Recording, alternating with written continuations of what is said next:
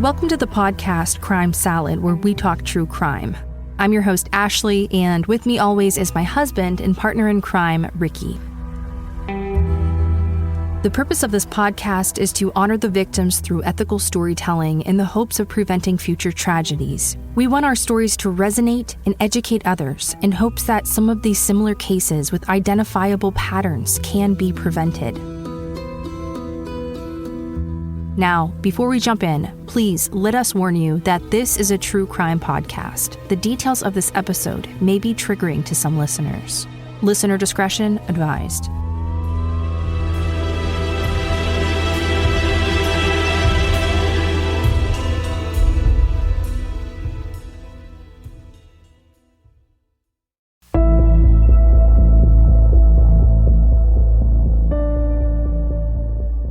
Children are often the forgotten victims in homes filled with domestic violence.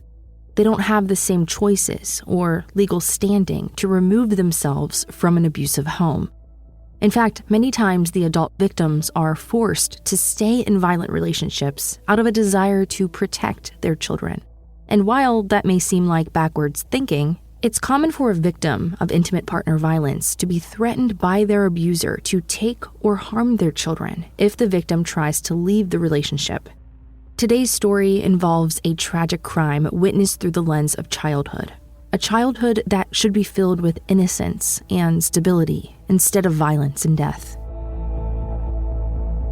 But that wasn't the reality for Tara O'Shea Watson and her children.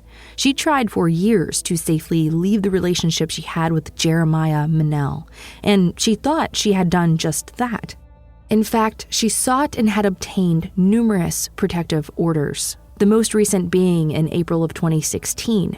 However, after Monell was charged with burglary and criminal contempt, the prosecutor in the case dropped the charges without explanation. As a result, Tara asked the court for permission to take her 12-year-old son, Maya, short for Jeremiah Jr., and 4-year-old daughter, Sarah, out of state to return to Tennessee, where she had family support.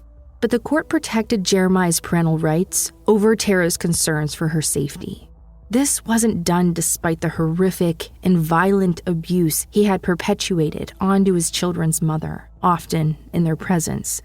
This decision was made despite Jeremiah's long-documented and terrifying history. Domestic violence activists are constantly voicing their outrage that this lack of accountability and extreme leniency in domestic violence cases can lead to dire consequences. Tara repeatedly expressed her frustrations at the lack of protection the court provided for her. Tara's friend Penny Morey stated that, quote, "Tara didn't have a voice. Nobody cared. She wanted to be heard, and nobody heard her. Domestic violence is real," end quote.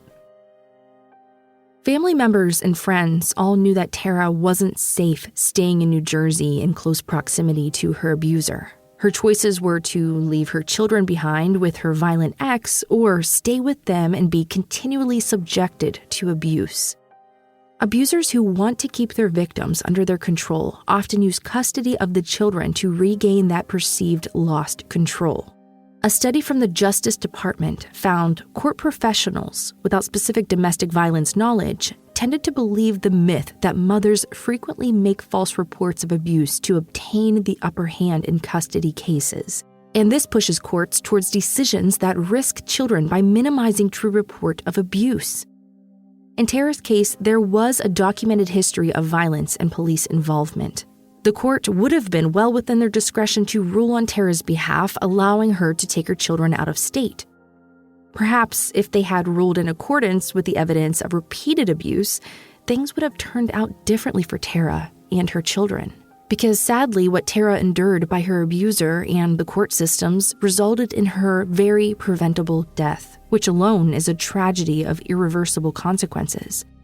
However, Tara's death was not only especially violent and preventable, but it was compounded by the tragedy of the often forgotten victims, the children. Jeremiah Monell was ordered out of Tara and her children's home in April of 2016 after a violent assault. But as we stated earlier, Tara was still forced to drop off her children to their grandfather's house for supervised visitation between Jeremiah Monell and the 2 children he shared with Tara. However, these visits were never filled with the quality time spent with their father. Instead, they were interrogation sessions where Jeremiah wanted to know where Tara was going and who she was spending time with. So, it was never about the kids. He had very little interest in his children's lives. They were merely pawns and a means to stalk Tara. 12-year-old Maya knew that the smallest amount of information could have deadly consequences for his mother. And as a result, he was forced to constantly be on guard, monitoring his own words and trying to prevent Sarah from saying something that could lead to violence. This caused 12-year-old Maya to have to assume the role of protector for his family, a role no child should ever have to serve. In today's case, 12-year-old Maya woke on the morning of December 19, 2016, to the sound of his mother's phone alarm. After a night filled with terror, he knew he had one last mission to fulfill. But for a moment, he was a terrified child. He went to the kitchen, dropped to his knees, and cried. Then he stood up and got it together because, once again, he had to think of others before himself. He went to his mom's room where his little sister was sleeping, and he got her dressed and then told her that they were going to visit a family friend. When Sarah asked about their mother, Maya told her that she was already at work. Then he very carefully and very purposefully carried Sarah out the back door and towards a neighbor's house. It was a short walk, just several blocks in the bitter cold, and he did his best to assure his little sister and maybe himself that everything was going to be okay, and this was just a normal day like any other. When he reached Crystal Greer's door, a close friend of his mother who he affectionately referred to as Aunt Crystal, he could no longer contain his stoicism. As soon as Crystal opened the door, Maya was finally able to unburden himself and tearfully told her, "My mom is dead and my dad killed her." Crystal was immediately concerned because she knew that Monell had been at Tara's house the night before. Despite Tara's permanent restraining order against Monell, she was forced to ask him for his help with the brakes on her car. She had no idea that this one act of desperation would lead to her violent death. In fact, she did everything possible to minimize the danger by leaving the home and taking Sarah with her for a while Monell worked on her car. But Monell had a plan too, and it never involved fixing Tara's car. It involved hatred and revenge for Tara's rejection. Monell purposefully arrived late and then stalled for time until Tara could no longer stay away from the home. Crystal was concerned when Tara finally went back home and called her several times to make sure she was okay. She thought she heard Monell leave around 11 p.m. and went to sleep. That next morning when Maya and Sarah showed up at her door, she had every reason to believe him. She told Maya and Sarah to stay at her house, and she and her husband walked down to Tara's home. And what they saw was pure, unadulterated savagery. Tara had been stabbed over 89 times, and her throat had been cut clear back to her spinal column. She had been covered with Sarah's favorite Disney blanket, which depicted a scene from the movie Frozen. To compound this tragedy, Tara's entire murder was witnessed by her 12-year-old son, a son who was forced to bear silent witness to an unthinkable inhumanity one person can commit against another. Maya explained to prosecutors the living room and the kitchen were in direct line to Maya's room. Maya only had a fabric curtain in place of a door separating his space from the shared living space. That night, when his father came to repair his mother's brake lines, a neighbor saw Monell throw Tara up against the side of her trailer.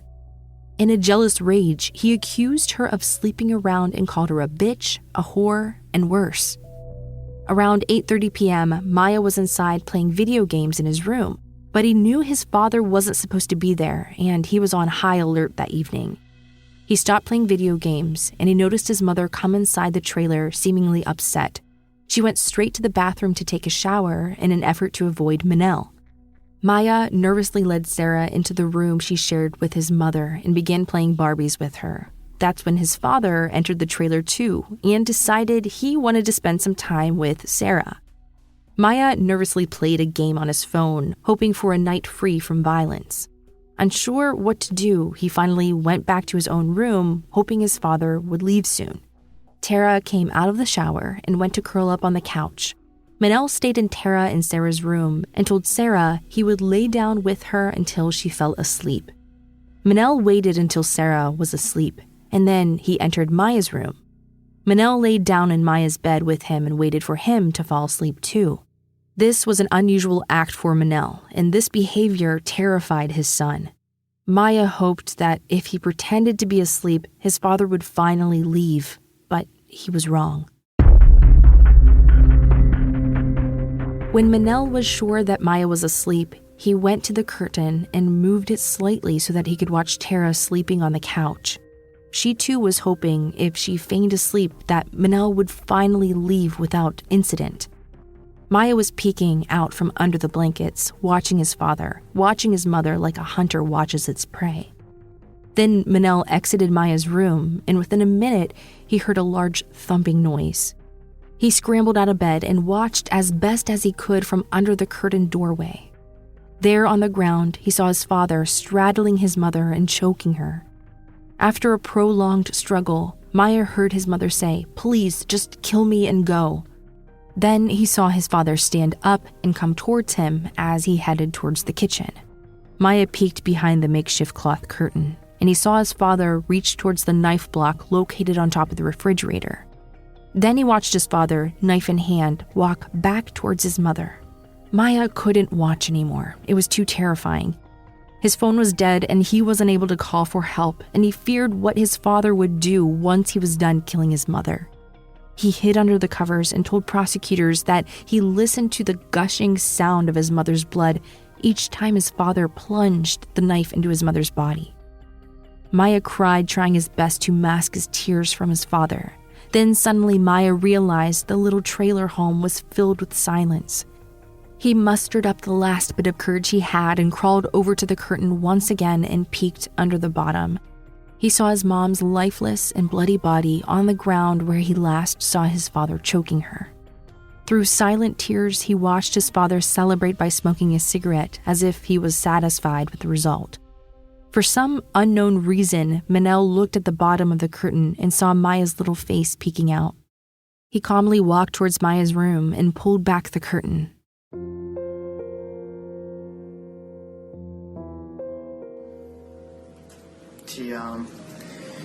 He walked to my room because he heard something, and he saw me awake, and then he started saying, "You should not be awake, you saw it." Objection. What's the objection? Jeremiah, again, what did you hear your father say when you came back into your room? He said, "You saw it," and he was saying, "You shouldn't have saw it." Did you say anything to your dad? I said, "You killed her." And I said that a few times. What did your dad say after you said that to him? He said, "You should not saw it." What's the next thing that happened after that? He told me to go to sleep. And did you go to sleep? I just went under my blanket and still cried. Do you remember seeing your father again that night in your room? Yes. He woke me up and told me, to go out the back door and that you're probably going to go with your aunt and uncle. Or aunt or uncle. Do you know what aunt or uncle he was talking about? Yeah. Who? Actually, more descriptive, he said, you're going to go with Uncle Josh or Uncle Eddie.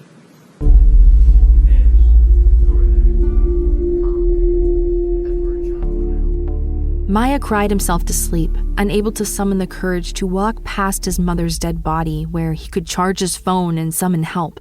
He had to stay there, knowing that he would never see his mother again at the hands of his father. a mother his father told him could easily be replaced with other relatives. He had to listen to his mother's horrific, agonizing death and her pleas to let me die in peace, words that will undoubtedly live in his mind for the rest of his life, something no young child should bear witness to at the hands of another parent.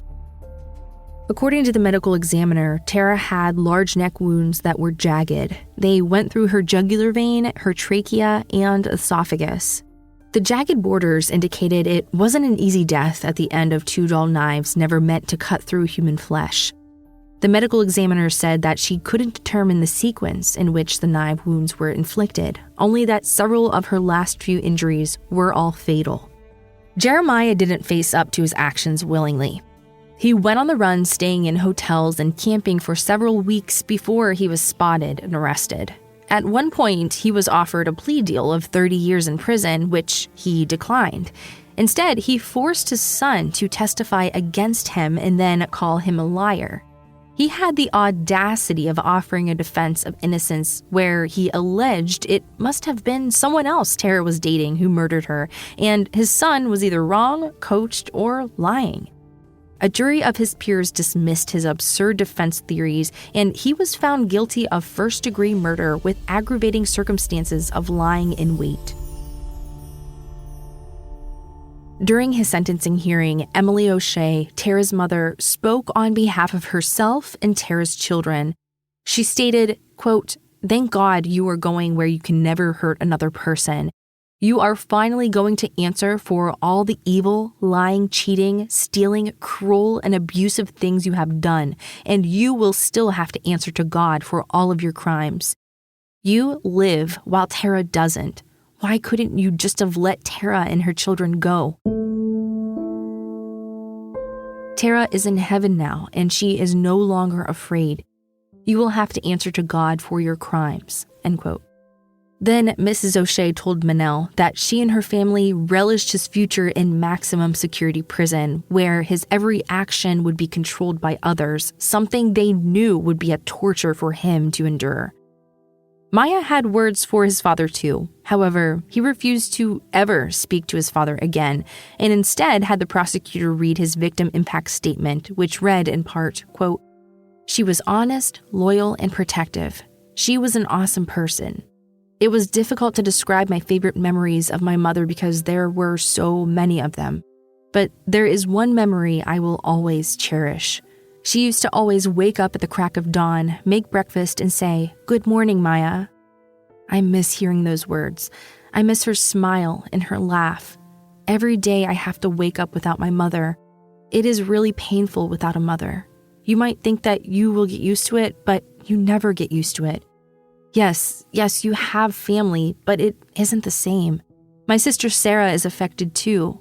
She is so young that she might not remember our mother. You can't hurt her, me, or Sarah anymore, but sometimes I have to wake up and remember that my mother isn't here, and so I think you're right where you belong," end quote. The judge in Tara's case was limited to a sentence of life in prison without the possibility of parole under New Jersey law, even though the jury found him guilty of the special circumstances of committing a crime, which was outrageously or wantonly vile, horrible, or inhumane, end quote. All Tara wanted was a life for herself and her children away from the abuse at the hands of their father. She was finally free when Jeremiah Monell committed the ultimate act of malice. He deprived her of her life, and he deprived his children of their mother. He exercised his one last act of control, even if it meant a loss of his own freedom. However, thanks to the bravery of one little 12-year-old boy, Monell will now be controlled at the hands of others. Given his repeated violations and acts of defiance against his jailers, it looks like that will be a lifetime of hell on earth. Yet, it isn't justice. Justice would be giving Maya and Sarah back their mother.